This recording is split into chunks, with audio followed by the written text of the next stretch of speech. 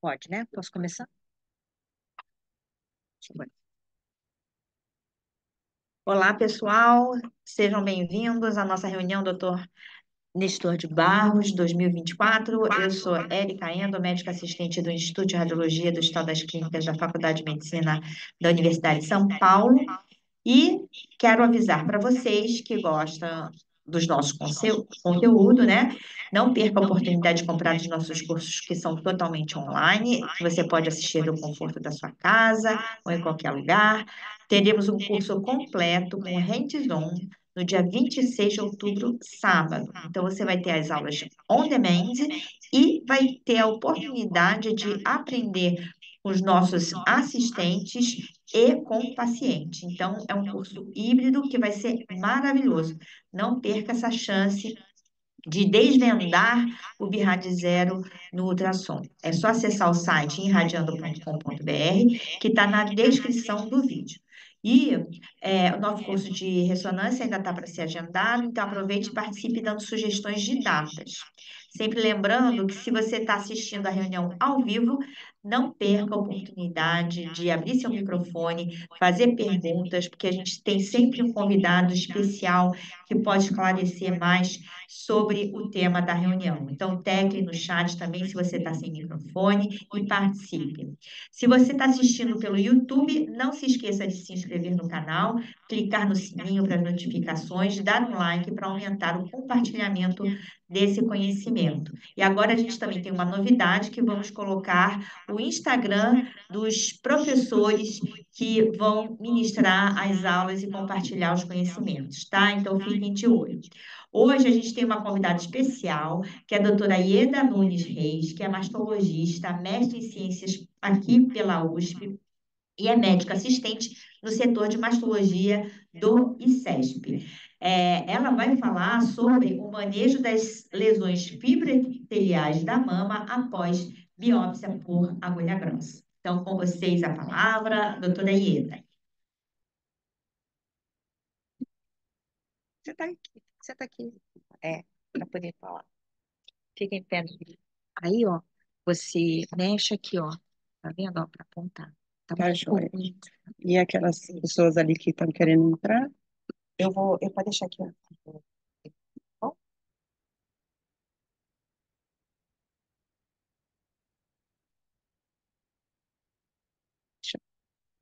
Bem, bom dia a todos. Obrigada, Érica, pelo convite. Estou muito feliz de estar aqui. Frequento aqui este local desde não vou falar não tempo. vamos falar de tempo, mas Há muito tempo. muito da minha formação foi aqui. Então, estou muito feliz de estar aqui compartilhando um pouco do meu conhecimento. A minha formação é de ginecologista e mastologista, tenho mestrado aqui pela USP e atualmente sou médica assistente do ICESP. E hoje, o que foi me pedido para falar foi sobre o tema das lesões fibroepiteliais, como que a gente faz esse manejo após esse resultado na biópsia por agulha grossa.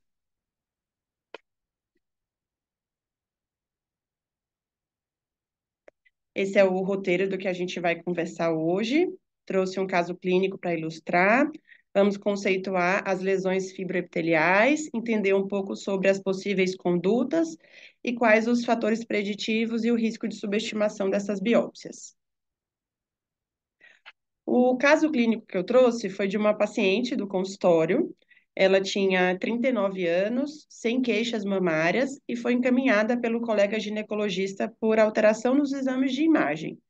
Ela tinha um nódulo que cresceu em relação ao exame anterior que ela havia feito de rotina. Essa aqui é a imagem do nódulo, foi descrito como nódulo pouco irregular, paralelo, hipoecogênico, no QIL da mama direita, que media agora 1,1 no maior eixo, sendo que o maior eixo do exame prévio era de 0,6. Essa paciente chegou para mim, então, com o resultado da biópsia. Foi feito uma CO e trouxe o seguinte resultado: lesão fibroepitelial proliferativa. Vide nota. O diagnóstico diferencial compreende um fibroadenoma celular ou, eventualmente, um filódes benigno, necessária correlação com os dados de evolução clínica e com os exames de imagem. Então, esse aqui é um caso de vida real que traz uma dúvida para a gente, nódulo pequeno, com uma possível dúvida diagnóstica, como que a gente vai seguir e acompanhar essa paciente. Então, quem são as lesões fibroepiteliais? As lesões fibroepiteliais são um grupo heterogêneo de lesões caracterizadas por bifásicas. Elas sempre têm um componente epitelial e um componente estromal. E aqui, um grande desafio para os patologistas é que a classificação é baseada somente em aspectos morfológicos, e eles podem ser muito similares entre os componentes deste grupo. Os, os representantes das lesões fibroepiteliais são os fibroadenomas, que representam aí 20% dos tumores de mama, e o tumor filódes, que representa 2,5% dos tumores de mama. Sendo que o filódes, ele pode ser benigno, na maioria dos casos, até 75%, depende um pouco da estatística, pode ser borderline ou pode ser maligno, numa minoria dos casos. Aqui eu trouxe essa tabela, que é a tabela da WHO, que fala dos aspectos morfológicos que são utilizados para diferenciar aqui essas 4 lesões. A gente vê que a avaliação entre o fibroadenoma, o filódes benigno, borderline e maligno, vai avaliar a borda do tumor, a celularidade estromal, se tem atipia ou não. A presença de mitoses é muito importante nesse diagnóstico diferencial. Como que está o desenvolvimento, o crescimento do estroma ao redor e se tem componentes malignos associados. Quando a gente tem aí um resultado com um número de mitoses mais importantes, ou a questão aí envolvendo o estroma, isso facilita muito para o patologista fazer o diagnóstico, mas muitos casos podem se mostrar como desafiadores. Aqui eu trouxe até essa figura de um artigo para ilustrar que a gente tem o quê? Um overlap dessas características entre as lesões. Então, como a gente já sabe, a amostra da cor é uma amostra limitada e essas lesões são heterogêneas. E aí a dificuldade, com uma amostra limitada, será que a gente pegou o número de mitoses suficientes para fazer o diagnóstico na cor ou não? E por aí vão as outras dificuldades diagnósticas. A gente sabe, então, e vamos falar um pouquinho mais, quando a gente tem um fibroadenoma no resultado e quando a gente tem um tumor filódes. Mas e se quando nos deparamos com esse resultado de uma lesão fibroepitelial que pode corresponder a um filódes ou um fibroadenoma? Como que a gente vai seguir a partir daí? Toda vez que a gente vai ler e estudar os artigos que falam sobre isso, está lá escrito em todos. Temos uma dificuldade de diagnóstico, é difícil, pode ser desafiador. Esse assunto é recorrente em todas as citações. Tanto que aqui, essa revisão, que foi a recomendação da WHO dessas lesões fibroepiteliais, ele coloca aqui que é realmente difícil fazer essa distinção entre o fibroadenoma e o filódes. E o grupo favorece que o patologista use a descrição de lesão fibroepitelial benigna, vamos dizer assim, para ficar em cima do muro mesmo, para a gente tentar evitar aí um overtreatment. Mas isso vai trazer muita dúvida. Como que a gente vai manejar essa paciente? A gente vai fazer a cirurgia, porque pode ser um filódes, a gente vai para a conduta expectante. O custo envolvido em ter esse resultado na biópsia. Custo tanto de segmento dessa paciente, que se for para conduta expectante vai ter que fazer os exames, ou os custos envolvendo a cirurgia. E se a gente está falando de um possível tumor filódes, a gente tem aí um risco de recidiva local para ele, ou mesmo se estamos falando de um filódes maligno, a gente vai ter que se questionar se a gente está frente a um risco de recidiva sistêmica. Então, as condutas são diversas e o manejo da paciente vai para um espectro bem amplo. Falando um pouco da conduta que a gente tem frente a esses casos. Não era muito o objetivo da minha aula discutir, de fato, todas as condutas de filóides e todas as condutas do fibroadenoma. Eu acho que isso aí seria uma aula separada. Mas, para a gente citar, a gente sabe que para o fibroadenoma a principal conduta é expectante. A gente tem aí, inclusive, aí seria uma outra aula e uma outra controvérsia, né? Que possíveis indicações cirúrgicas são para lesões maiores do que 2 centímetros. A gente tem que colocar a paciente na jogada, se ela tem desejo ou não de retirada daquele nódulo, e aqueles com crescimento rápido, porque pode gerar alguma dúvida diagnóstica e para o acompanhamento da paciente. Mas a gente sabe que nem toda lesão maior do que 2 centímetros com diagnóstico de fibrinoma precisaria ser excisada. Já a conduta no tumor filóides, para dar uma pincelada aqui, conduta para filóides é excisão cirúrgica, ok? Isso aí a gente não tem nenhuma dúvida, esse é o padrão ouro atual aqui em 2024, a biópsia excisional.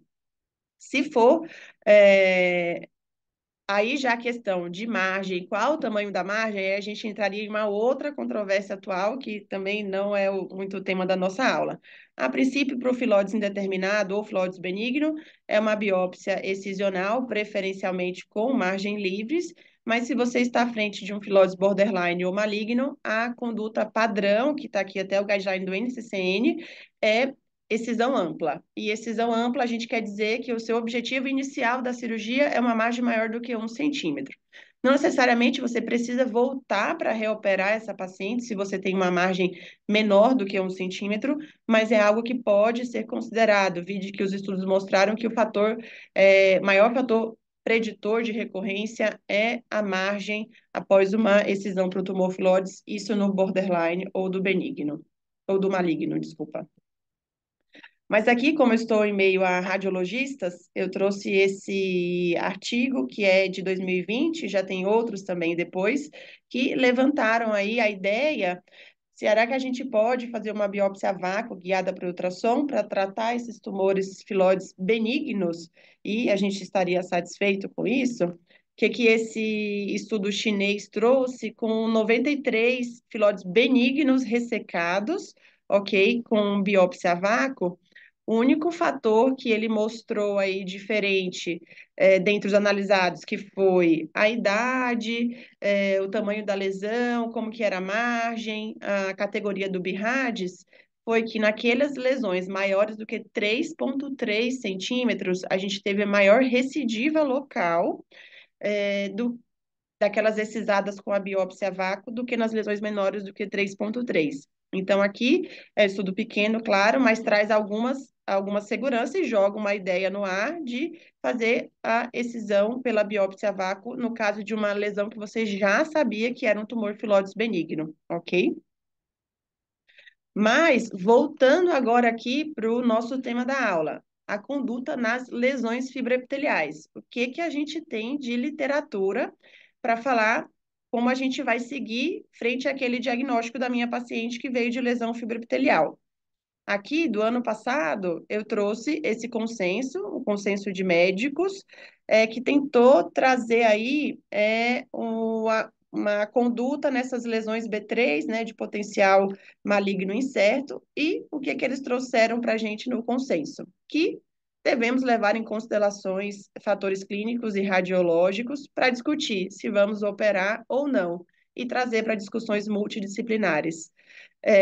Porque, novamente, eles comentaram que é difícil fazer esse diagnóstico na COR, ou seja, essa reunião de consenso de especialistas não conseguiu chegar a uma conclusão do que a gente deveria fazer.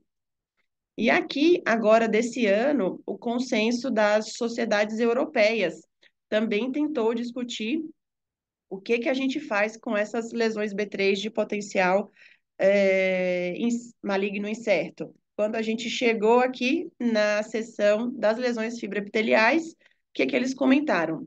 que alguns guidelines podem falar que se a gente tem uma lesão fibra epitelial maior do que 3 centímetros no exame de imagem, a gente deve seguir a biópsia excisional para excluir filhotes, mas outros guidelines não vão trazer essa recomendação.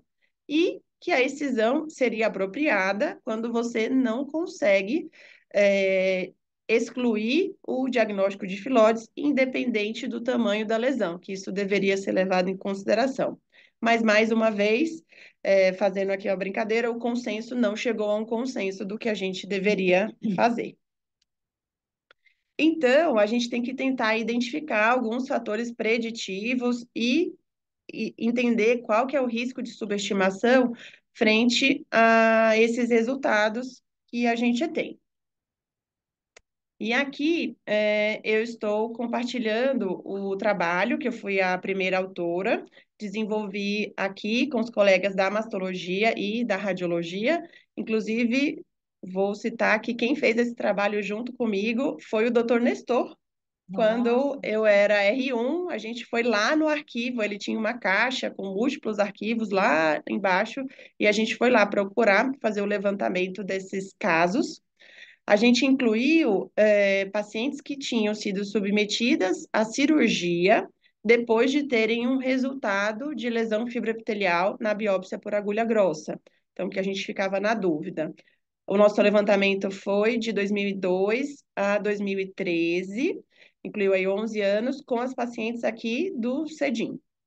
Nós levantamos 106 diagnósticos de lesões fibroepiteliais e 17 dessas pacientes não foram operadas, então a gente excluiu. Nossos resultados, a gente teve 43 filhodes, 43 fibroadenomas e 3 pestes ou amartomas como resultado final.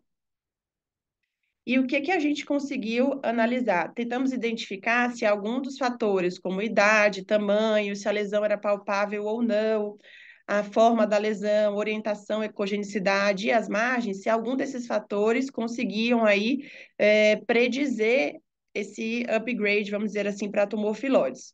O que que a gente encontrou? Que nessa nossa amostra de pacientes, a diferença estatística foi na mediana do tamanho da lesão, de 2,9, quando a gente tinha um tumor filhodes, quase 3 centímetros, e 2,1 era a mediana do tamanho quando a gente tinha os fibroadenomas. E na análise multivariada, a gente identificou que quando o tumor era maior do que 3 centímetros, a gente, com diferença estatística, favorecia o diagnóstico de tumor filhodes. O odds ratio aqui foi de 4,2, tá? Então, as demais características que a gente tentou identificar, idade, clínica, forma, não tiveram significado estatístico na nossa casuística. E aqui eu trouxe, nós tivemos então, desses casos, desses 43 casos de filhodes, 5 eram malignos ou borderline. Então, se a gente considerar essa taxa aí, a gente teve 5,8% de upgrade naquelas lesões para tumores malignos ou borderline. E o que a gente observa aqui é algo heterogêneo em relação à idade. A gente tinha uma paciente de 33, outra de 36, outra que era mais de 55 anos, mas a gente vê aqui que consistentemente o tamanho ficou maior do que aquele nosso corte. Então, 46 milímetros, 68, 45, 39 e 10 centímetros para os nossos casos. E aí, no ano seguinte, foi publicado pelo grupo de pesquisa que é bem forte lá do Sinai, da Califórnia, do hospital, um trabalho bem parecido com o nosso, que eles incluíram aí as pacientes que tinham o resultado de lesão fibroepitelial na biópsia por agulha grossa. Também a casuística deles era de 10 anos, também de um centro único, assim como o nosso. E aqui eles conseguiram na avaliação inicial, eles tinham 381 pacientes, sendo que 209 dessas pacientes foram operadas. Então, essa casuística que eles têm aqui para os resultados dele. Aqui eles tiveram 39 benignos, 7 borderline e 8 malignos. E, da mesma forma, eles tentaram identificar quais fatores estavam aí associados ao upgrade para filhodes. O que mostrou aqui de significância estatística para eles, né? Uma idade maior do que 50 anos. O corte de tamanho deles aqui foi maior do que 2 centímetros, não maior do que 3, que tinha sido o nosso. A questão do estroma ao redor, aqui desenvolvimento estromal, e a presença de mitoses maior ou igual a uma mitose, né? A gente teve um odds ratio aqui de pelo menos 2 para essas características, algumas com intervalo de confiança bem grande, né? O que diminui um pouco o poder dos resultados, mas são outros sinais aí que a gente pode observar quando estamos com um caso. E lembrando aqui que das biópsias que ele tinha com lesão fibroepitelial, ele teve 54 casos com filóides maligno ou borderline nessa estatística, ou seja, 25% de achados aí de, vamos dizer assim, tumores que podem trazer um impacto para paciente.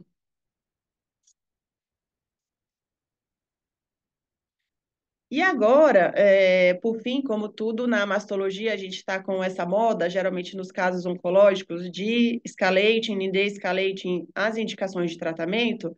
Eu trouxe aqui esse trabalho desse ano que tentou novamente entender, será que a gente pode, quem que a gente deixa de operar, quem que a gente não deixa frente a esse resultado de lesão fibroepitelial, ele colocou aqui como sem caracterização específica.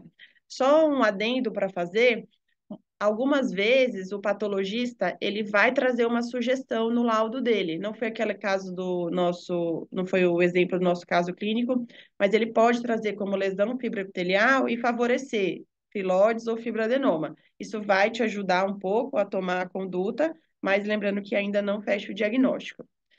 E nesse trabalho aqui, de 2024, o que que ele teve aí como achados relevantes? Ele teve que um tumor de maior do que 4,5 centímetros, esse foi o corte dele, tinha uma maior chance aqui com odds ratio de 13, mas com intervalo de confiança bem grande, para ter o diagnóstico definitivo de tumor filóides. Quando a gente tem uma lesão heterogênea ao ultrassom, que é uma daquelas características, e quando a gente tem a questão da invasão do estroma, do desenvolvimento estromal. Foram as três principais características que ele citou aqui na casuística dele, de 180 pacientes, que tentam aí identificar o que seria favorável à excisão ou não. Mas aqui faço um adendo que uma lesão de 4,5 centímetros já é uma lesão muito grande para a gente ter como esse corte para utilizar na prática clínica. E aqui ele trouxe uma tabela bem interessante, que ele tentou resumir os achados da literatura, já que são tumores raros, né? Mais raro ainda, é difícil a gente não ter esse resultado de lesão fibroepitelial. Eu até procurei aqui para trazer qual que seria a porcentagem das nossas biópsias que tem o resultado de lesão fibroepitelial. Esse, eu não consegui encontrar esse dado, mas uma dificuldade que a gente tem para juntar as informações dos trabalhos é que o quê?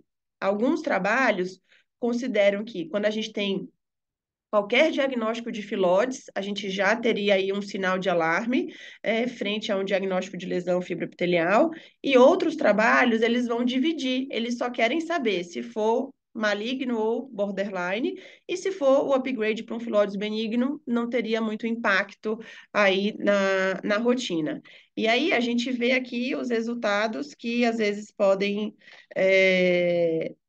ser um pouco assustadores. Quando a gente vê aqui o upgrade para tumores borderline ou malignos, a gente varia de 2 a 10%. Então, ainda, se a gente pensasse aí num B3, né, que a gente aceita até 2%, 10% é algo muito relevante. Quando a gente fala do upgrade de uma lesão fibroepitelial para um tumor filóides benigno, a gente tem aí variando de 15 a 33% na maior estatística. E se a gente coloca todos eles no bolo, aí a gente tem um número diferente. Lembrando que no nosso caso aqui, a gente não teve nenhum caso de filóides benigno, só teve de maligno ou borderline, e a nossa taxa foi de 5,8%. E aqui ele trouxe esse histograma que ele juntou quais os fatores que eram preditores para esse resultado de tumor filóide. E aqui estavam considerados todos os tumor filóides, seja ele benigno, borderline ou maligno.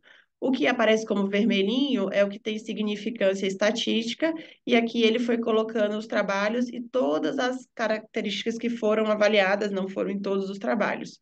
O que que a gente viu que são os fatores que estiveram mais presentes com significância estatística juntando os trabalhos? Que a idade da paciente é um fator relevante, mas aqui gosto de lembrar que nem todos os trabalhos usaram o mesmo corte de idade, então nenhum usou o corte menor do que 40, é sempre maior do que 40, mas outros usaram maior do que 50 anos. O tamanho do tumor foi um fator relevante aí em vários trabalhos, mas novamente, como eu já falei, alguns usaram o corte de 2 centímetros, outros de 3 centímetros, outros de 4,5 centímetros.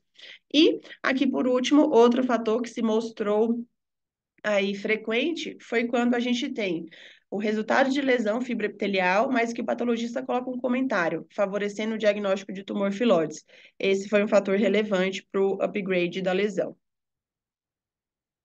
E agora aqui, para finalizar, voltando ao caso clínico inicial, a gente tinha a paciente, então, de 39 anos, assintomática, que tinha uma lesão, que agora tinha 1,1 centímetros, sendo que no exame de 6 meses atrás era 0,6, então quase dobrou de tamanho, e ela teve o diagnóstico de lesão fibroepitelial na cor.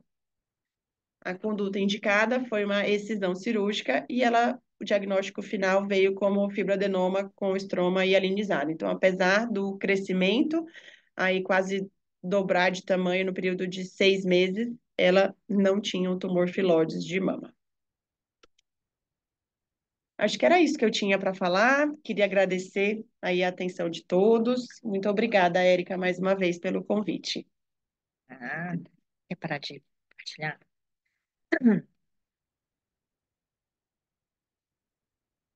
Né?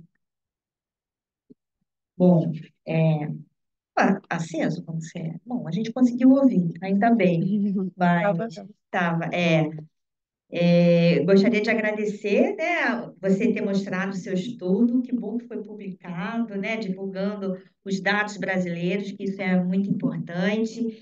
Então, vocês estão de parabéns, parabéns pela sua aula, por ter feito uma atualização importante aqui para a gente. Queria abrir também o microfone, quem quiser fazer pergunta, pode levantar a mão, fazer pergunta, quem quiser fazer algum comentário, e quem não puder abrir o microfone, pode perguntar aqui no chat. Eu já, bom, se ninguém tem nenhuma pergunta, eu já vou fazer uma, né? Você utilizou, eu achava que aqui no HC o nosso critério era 4 centímetros, né? Foi decaindo o número.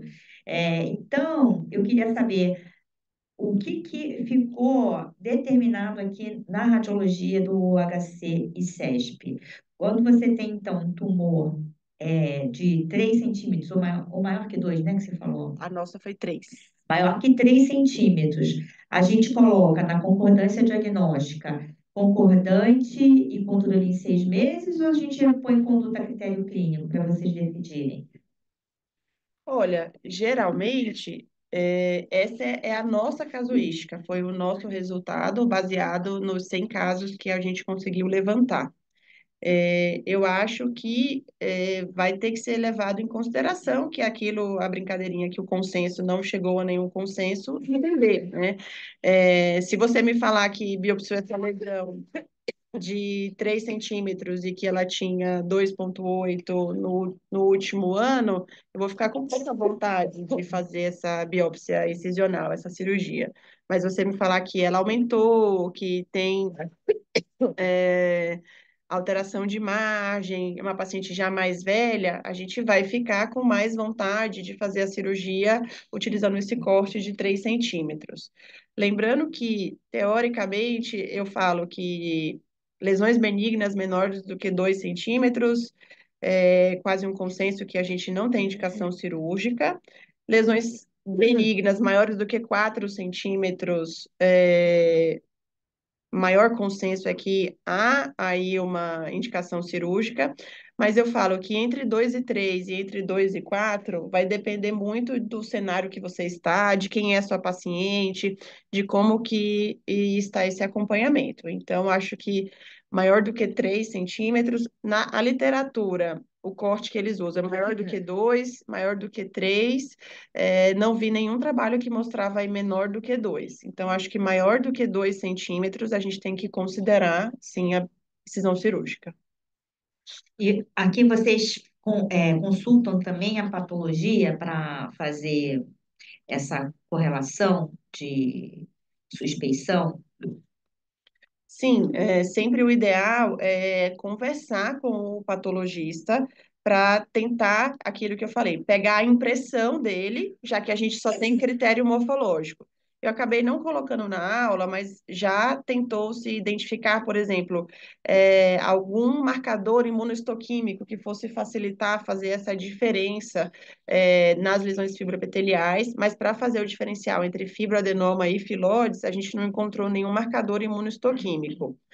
É, a imunohistoquímica às vezes ajuda quando a gente está falando do filóides borderline para maligno, mas enfim, isso aí seria, a gente estaria em outro cenário, né? De maneira geral, não teria tanto essa dúvida diagnóstica na cor.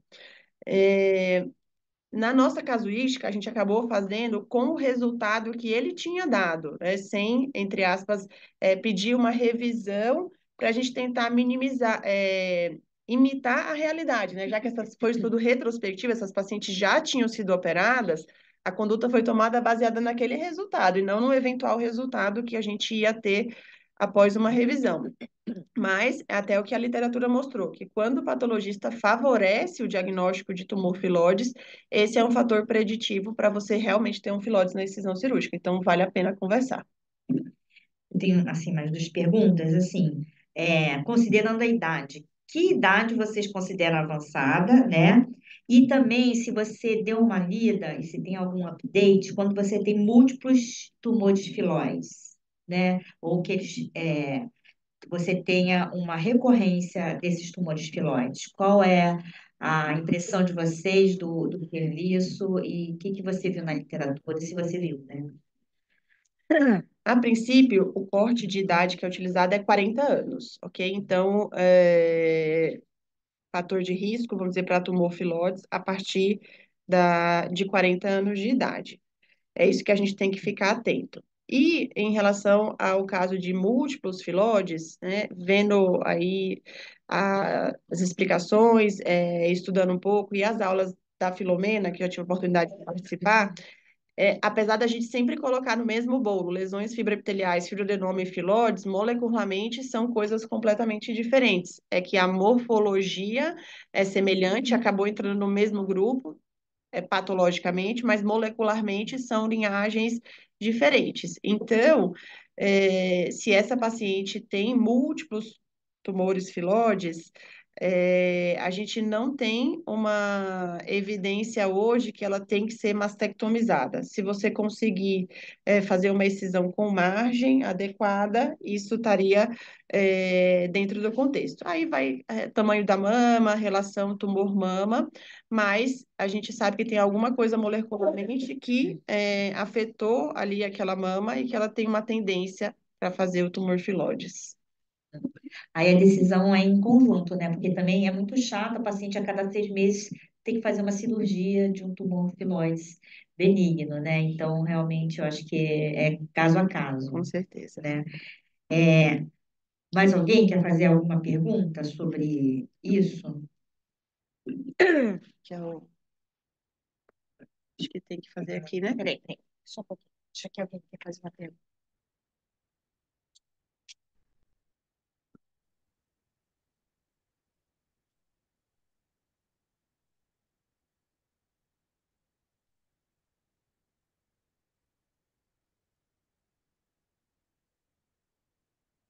Eu posso falar, doutora, quando em Fala relação mais perto. Não tá funcionando. eu acho que não tá. Só peraí. Esse aqui tá. Ó, tá.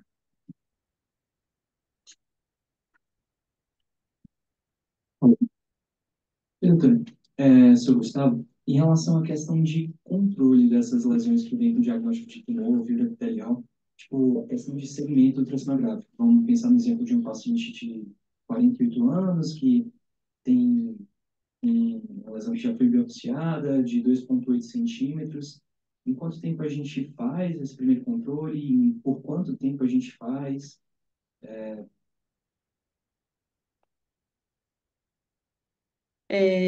A sua pergunta, acredito que foi bem parecida com a que a Camila fez aqui no chat, vou até ler. No caso da paciente apresentado, se após a biópsia, com resultado de fibroadenoma, ela fizesse uma mamografia, e aí a gente teria indicado a cirurgia pelo crescimento maior que 50%, qual BIRADS usaríamos, né? A Erika colocou aqui BIRADS 4, mas eu acho que a sua pergunta é para o controle, né? Se eu não tivesse feito se a paciente não tivesse sido operada, o que que a gente ia fazer com essa paciente? Daí, na minha opinião, ela viraria um B3, a gente estaria considerando ela como uma lesão benigna, né? Um potencial maligno incerto, perdão, e faríamos o controle em 6 meses. Claro que também fico na dúvida, eu acabei de mostrar aqui na exposição, né, que a gente pode ter um upgrade aí variando de 2 a 10% para esses casos de filóide borderline ou maligno. Mas formalmente hoje a gente classificaria como B3 e faria um controle em 6 meses. É. Três anos? Não, faz. Vim- Põe no vim- microfone. E por quanto tempo faria o segmento? E eu faria da mesma Da forma, mesma forma que depois. 24 Obrigado. meses. Quer complementar, Érica? Quer? Não, é interessante isso que ela falou sobre o crescimento, né?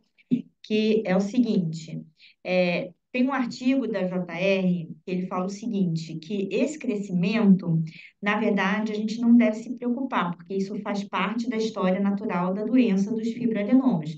Eles não nascem com 2 centímetros, eles começam pequenos e vão crescendo. Isso especialmente no caso de múltiplos nódulos, né, ovais e circunscritos.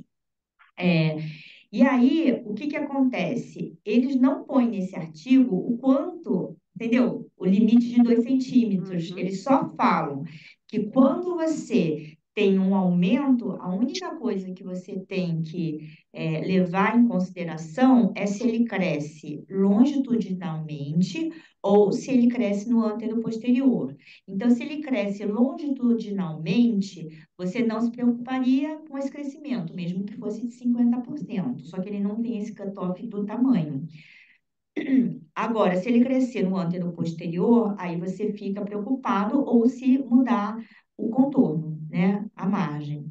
Então, eu acho que talvez a gente tenha que fazer um outro estudo radiológico para ver sobre esse crescimento, né, e sobre o tamanho, porque para combinar tem que ter esse cutoff aí de 2, 3 centímetros que vocês têm, né? Acho que o Chimizo quer falar alguma coisa. E aí, acho Oi, que. oi, oi, Ieda. E aí, Parabéns, Chimi? não, parabéns, Ieda, aí pela aula, aí, pela apresentação. Mas pode falar, depois eu tenho algumas perguntas aí, alguns comentários. Eu só ia complementar aqui o que a Erika falou, que sim, seria muito interessante, mas a gente teria que não operar essas pacientes, ok? Para a gente poder fazer o É, segmento em 6 meses e aí acompanhar é, e ver o que que vai acontecer, né? é. Então, essa é a dificuldade. Tá. Então, aí, obrigado, Ieda, por ter vindo, né? E acho que é excelente a apresentação, bem elucidativa. Mas eu não sei, assim, mas toda vez que a gente para ler sobre lesão fibroepitelial, fibroadenoma, suas variantes, filhotes, parece que a gente conhece muito pouco, né, sobre essa lesão, né, e como lá dizia Isaac Newton, né, o que a gente conhece é uma gota e o que a gente desconhece é um oceano, né, em relação à lesão fibroepitelial. E por quê? Porque, assim, tem uma gama, eu acho que muito grande, né, o que a gente está acostumado é fibroadenoma, e filóides benigno, borderline e filóides maligno, né? Sendo que os fibroadenomas barra lesão fibroepitelial, como você citou aí, aí é boa parte das biópsias que a gente faz. Só que o problema é, assim, lesão fibroepitelial são aquelas lesões hipercelulares, né, que dão dúvida. né, se são filoses ou não. E provavelmente essas lesões elas têm um comportamento diferente, porque você pega a fibroadenoma com 3, 4, 5 centímetros, né? E sendo que a maioria absoluta dos fibroadenomas ficam lá abaixo de 2 centímetros, que a gente faz acompanhamento com o BIRADS 3 no dia a dia. Então, o que que será que acontece, né? O que que está por trás disso aí? Com certeza, né? Deve ter marcador, você deve ter alguma alteração genética que a gente desconhece, né? Acho que a Flamengo cita em algumas das aulas delas, o PIK3CA, se eu não me engano, tá? É um dos genes que controlam isso aí. Com certeza o comportamento é diferente, por quê? O que que a gente observa na imagem, né? A gente vê nódulo oval, eixo horizontal muito maior que o vertical, e a gente percebe aqueles nódulos gordinhos, né? Mais redondinhos, que esses com certeza, eles devem ter um comportamento diferente, né? A composição deve ser diferente numa biópsia. E vira e mexe, a gente biopsia e vem lá, né? É a fibroadenoma hipercelular, que pode ser um fibroadenoma juvenil, ou eventualmente ali um filóide. Ou seja, essa é uma doença diferente, esse nódulo é um nódulo diferente, né? Então, talvez ainda faltem dados ou ainda faltem marcadores para a gente é, dar uma conduta individualizada aí para cada lesão. Enquanto isso, a gente tem que se baseando aí em fator de idade, aspecto de imagem, etc, etc, etc. E aí, agora eu queria fazer uma pergunta, Ieda, por exemplo, né, o que que você tem solicitado como investigação inicial para um nódulo é, fibroadenoma-like, vamos dizer assim, né? Um nódulo que a gente está suspeitando de uma lesão fibroepitelial, né? Você até citou aí a questão da mamotomia. Em geral, você tem solicitado core biópsia ou você tem partido já para uma mamotomia, quando você solicita a investigação inicial dessas lesões? De maneira geral, eu costumo, lesões maiores do que 1 centímetro, eu tenho a tendência a solicitar COR. E lesões menores, a tendência a solicitar a biópsia a vácuo. Mas, toda vez que eu discuto o caso antes com o radiologista, eles preferem a biópsia a vácuo, né? Justamente porque a gente está vendo esse problema que vai vir depois, ok? É, eu não tenho estudo, né, mostrando como que foi o funcionamento da biópsia a vácuo nessas lesões fibroepiteliais. Pelo menos eu não achei isso. Achei apenas um estudo que tentava trazer esse desafio, mas o que acontece? Todo mundo aqui foi retrospectivo. Então, todo mundo tinha feito a core para fazer esse diagnóstico, ok? É uma coisa que a gente pode pensar realmente. Será que uma biópsia a vácuo traria aí diferença? Mas, claro, como, né, todo mundo já sabe. E o custo e a acessibilidade para essa biópsia a vácuo, ok? A gente está falando aí que os fibroadenomas são 20% dos tumores de mama. A gente vai ter uma questão aí de acesso, a essa biópsia ou não? Será que isso resolveria o problema ou não resolveria? É isso que eu sempre fico me questionando. Tá. O Não, é fibroadenoma porque não, peraí. Pode falar, Chamizo. não, é porque assim, talvez esse cutoff que aí daqui a pouco é bem interessante, né? Você coloca um cutoff aí de 1 centímetro para você fazer, porque hoje talvez falar, não, mamotomia você vai lá e você resolve, né? Talvez a gente tenha que colocar um pouquinho, assim, dar uma, assim, dar uma equacionada nessa questão de retirar tudo e resolver, tá? Por quê? Porque acho interessante, é por isso que eu estava perguntando para a Ieda, para esse ponto de vista que ela tem, que talvez a gente tenha aqui um pouquinho de cuidado em relação a indicar a mamotomia para tudo quanto é nódulo, né? Porque, de uma forma geral, a core biópsia ela vai super bem, você amostrando, dificilmente você vai deixar passar um filóide maligno, por exemplo, dificilmente, né? Ou eventualmente um borderline, isso aí te pega. O que dá dúvida talvez seja um fibroadenoma barra filóides. Estou citando isso aí, por quê? Porque é uma coisa para a gente pensar também, tá? Acho que nem faz muito tempo apareceu um nódulo para eu biopsiar. Tá? É um nódulo novo, um nódulo aí de 2,5 centímetros, 3 centímetros, e veio como mamotomia. Nódulo novo, paciente ali jovem, 40 anos, pré-menopausa, e na mamotomia, por exemplo, é um nódulo que, se você for cortando, vai tudo embora. Ele vai, você tira, tá? E nessa lesão específica, quando eu comecei a fazer, eu vi que não, estava sendo amostrado, e tal, e se eu continuasse, ia assumir tudo. Mas aí eu dei uma parada, né? Dei mais ou menos 20% e eu acabei parando, encerrando um pouquinho antes o procedimento. Por quê? Porque é, sempre tem uma possibilidade, né, de vir um carcinoma triplo negativo. Esse vai acabar sendo o diferencial, né? E se você tira tudo, acabou aí a questão do parâmetro para neoadjuvância, né? Como que você vai saber se tem lesão residual ou não para neoadjuvância? Então, é alguma coisa. Talvez se a gente entre lá numa mamotomia dessa, preparado para tirar tudo, e a mamotomia, ela tira mesmo, né? É uma lesão que vai embora. O triplo negativo, ela é mole ali e tal, é celular, você consegue, e daqui a pouco, pum, foi tudo embora a lesão.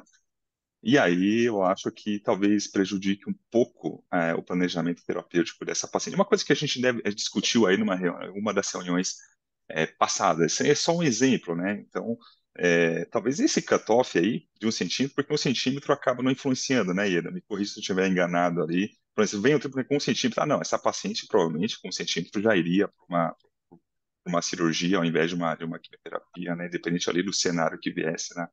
Mas é uma coisa para a gente pensar, né?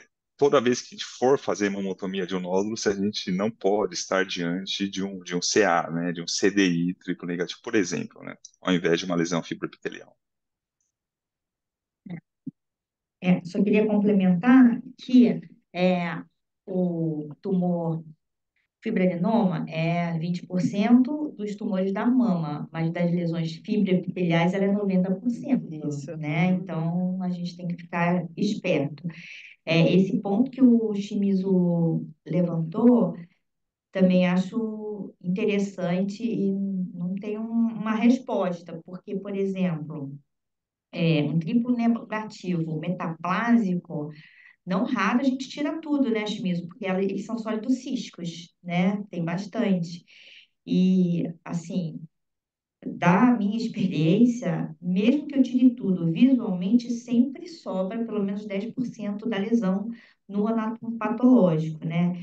Você perde o controle visual, mas eu acho que o patológico ainda tem. Então, eu não sei, eu penso talvez um pouco diferente. Eu entendi que você falou que pode ser o controle visual para saber se respondeu ou não, mas eu não sei se realmente você ter um pouquinho do tumor vai fazer tanta diferença assim. O que que você acha?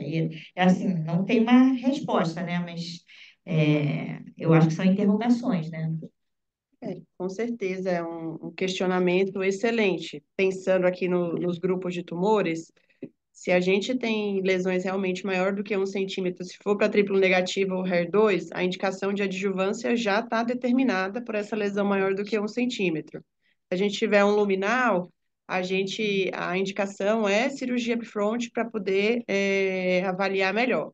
Se você tirou tudo, vamos supor aqui, extrapolando, na mamotomia de um luminal, na cirurgia você não vai ter material para fazer o oncotype, vamos dizer, daquela paciente, para ter, se tinha um tumor de 1 centímetro luminal, tirou tudo na mamotomia, operou sem doença residual, você não vai ter material para fazer o oncotype. Formalmente, o oncotype, que vai dizer se ela vai para químio ou não, deve ser feito na peça cirúrgica. A gente já está tentando extrapolar isso para fazer na peça da biópsia. Mas, enfim, não seria o padrão ouro.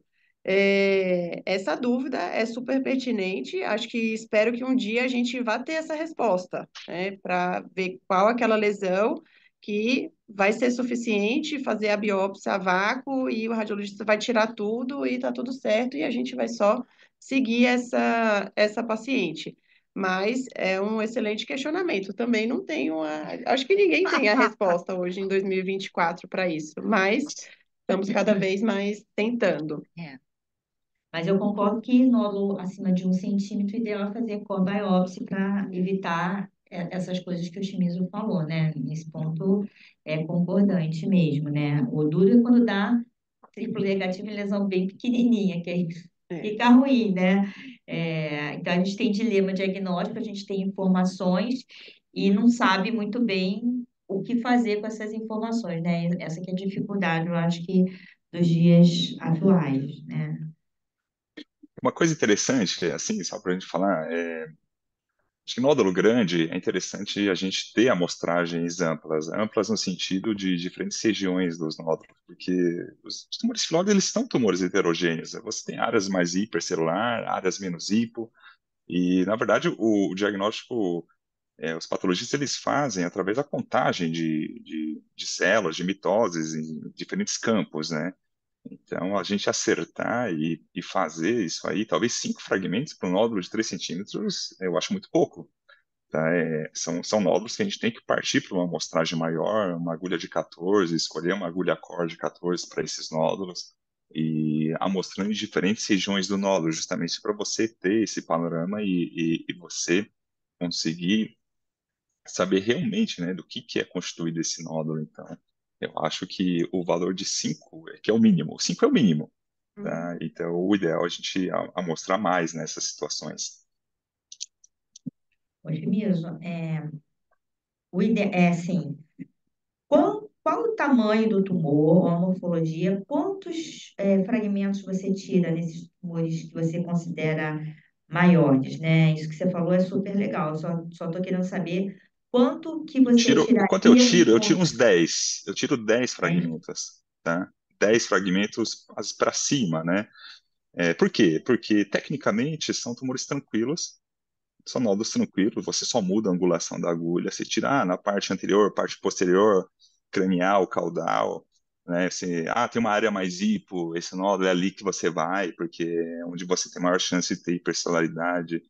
Eu tiro também uma parte que é a interface, metade da janela para dentro, metade da janela para fora do tumor, para justamente patologia ter essa questão da borda, porque às vezes é um pilotes, e se for, e se ele quer ver a cápsula, ele se precisa da cápsula para ver isso aí, ajudar ele a definir ou não, não sei, mas ajuda, né? São coisas que ajudam e que você não vai consumir o tempo a mais, né? Mas o valor diagnóstico eu acredito que ajude bastante. Então, se for perguntar para o patologista o que é melhorar, o quanto mais próximo da peça inteira você tiver, melhor para ele. Você vai falar, olha, ele quer analisar tudo. Então, quanto mais fragmentos, eu parto do princípio que a amostragem ampla é mais dados para ele raciocinar em cima, tá? Então, nódulos grandes, amostragens grandes, basicamente. Não em termos de calibre, né? Mas em termos de fragmentos. E quando Nesse que caso, não você, uma motomia necessariamente, né? Mas aí uma quando agulha que você, 14, 12, se estiver disponível, né? eu só gosto de usar 12. Você, qual é o seu cutoff para, porque grande, pequeno, né? Tudo depende do referencial, tipo caro e Dois barato, né? centímetros já parte uma amostragem maior, viu, Érica? 2 centímetros? 2 centímetros, porque aí entra 2 centímetros, 2,5, que são aqueles tumores, você tem uma chance maior de ser. Agora, um nódulo pequeno, nódulo de 1,5, 1 centímetro, você pode partir aí, mesmo porque não, às vezes é difícil você amostrar bastante, né, desses nódulos. Chega uma hora que você fica mostrando no mesmo lugar, né? Mas, em geral, esses nódulos maiores, sim. A gente tem feito agora 6 fragmentos no mínimo para qualquer tamanho, mas agora eu vou prestar atenção, então quando tiver 2 centímetros, é bom que tenha Não, mais receita para fazer assim, biópsia, fragmentos né? bons, né? Não são 6 disparos, são 6 fragmentos Não, bons, lógico, né? 5 bons, né? lógico. É, a gente tem feito isso, mas agora os residentes vão gostar, porque vai ter, né, mais fragmento para fazer. Não deixe uma agulha na mão do Chimizo que ele vai tirar o nódulo inteiro e a margem, tá? Pois é. Ai. Alguém tem mais alguma pergunta?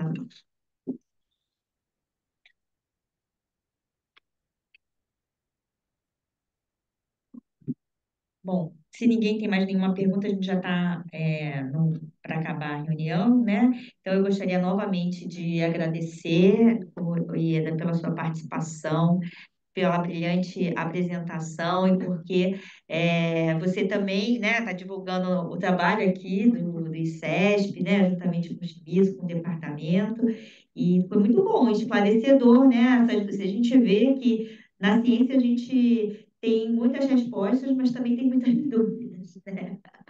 Gostei dessa frase filosófica do Chimiza.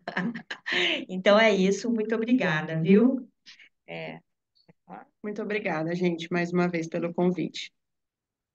Obrigado, Ieda. Parabéns mais uma vez, viu? É ótimo. Prontinho. Acho que pode sair aí. Nossa.